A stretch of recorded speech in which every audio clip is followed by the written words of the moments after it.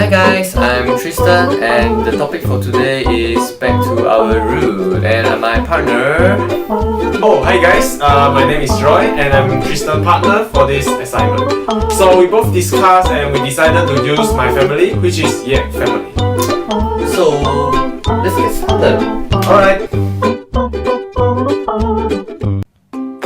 So Roy, how did your surname Yiek come from?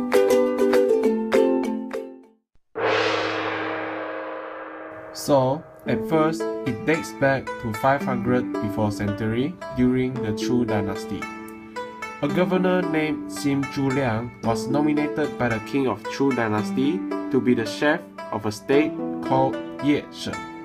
During that time, the area was very poor and the people were living in poverty. People were suffering because the jobs provided were very limited.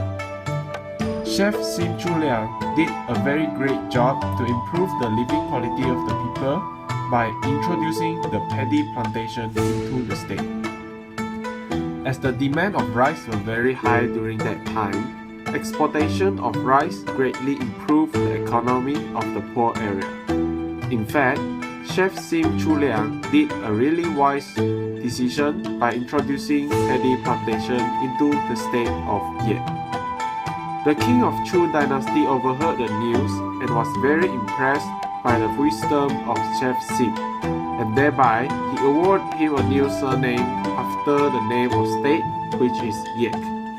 He was then being called as Yiek Gong, and all his offsprings were named by Yiek ever since then. And this is how the surname of Yiek come from.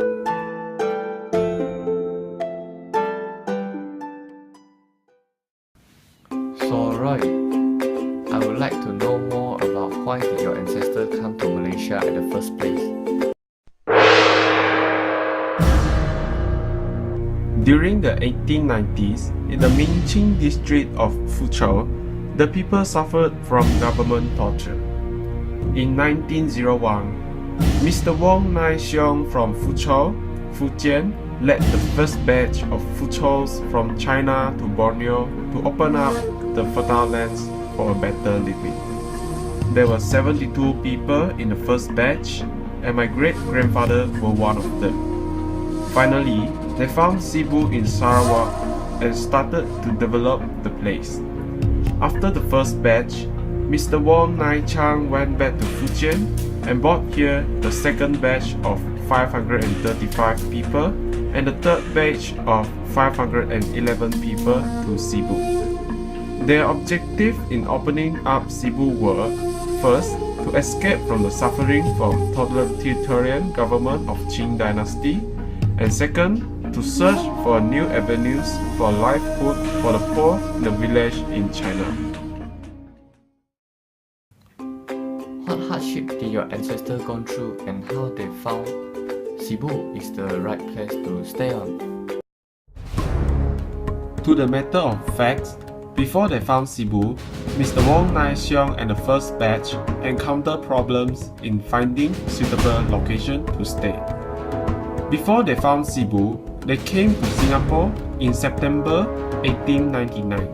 From there, they proceed to West Malaysia, Sumatra, and Dutch East Indies. For 6 months, he explored the places but failed to find a suitable place for the immigration and the settlements of his folks in China. And in April 1902, Mr. Wong Nai Xiong came to Sarawak and got the approval from the Sarawak Raja to look for a suitable site for the Chinese immigrants. Mr. Wong Nai Chang and the first batch explored the lower valley and the upper reaches of the Rajang River. He soon discovered that the Rajang Delta was very fertile and particularly suitable for cultivation. So, he decided to choose the area for opening up for cultivation. With that decision, Mr. Wong Nai Chang went to see the second Raja of Sarawak, which is Raja Charles Brooke, for the discussion regarding the matter of opening out land for cultivation. Raja Charles Brooke agreed immediately, and this is how my ancestors come to Borneo. So Roy, Can you tell us what did your great-grandpa do to earn a living during that time? At the beginning, although most of the people from the first batch worked as a farmer, my great-grandpa worked as a timber worker in a timber company instead. He worked very hard by cutting trees. His hard work was acknowledged by his boss, and later on, he was promoted by the manager of the timber company after a few years of hard work. That's the time when he met my great-grandma and got my grandpa as his one and only child. Afterwards, he decided to come out and open his own timber company. His business runs smoothly as the demand of timber for the development that time was very high. This is what my ancestors do to earn a living during that time. So Roy, how did your grandpa meet your grandma and get married? When my grandpa was 24, which was a suitable age to get a wife, my great-grandpa asked around his friends for the suitable lady for my grandpa. Lastly, my grandma was introduced by a very close friend of my great-grandpa, and both families were very satisfied. So, they got married on December of 1940, and this is how my grandpa met my grandma. What hardship did your family member ever encounter, and how they overcome it?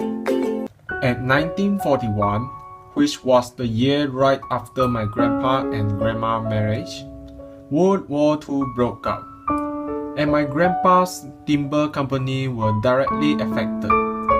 He was forced to shut down the timber company. They lost the source of income and were living in hardship during that time. So, they decided not to have any child during that time as they couldn't afford one. After World War II, my grandpa worked as a taxi driver with a stable income and had 6 children, which my dad is third eldest among them. Although my grandpa had a work, he wasn't able to send his children to further their studies after secondary school. This is because he had to raise 6 children. My dad and his brother then went out to work with a contractor to earn some living after the secondary school. This is to reduce the burden of the huge family. After some years, my father and his second elder brother decided to move to Miri and open their own company after they saved enough money.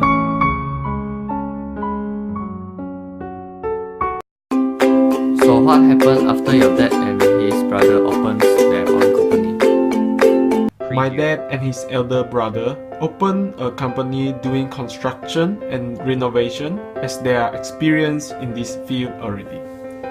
My dad started to get a stable income, and that time he was already 26. Then, my dad's younger sister introduced her friend, which is my mom, to my dad.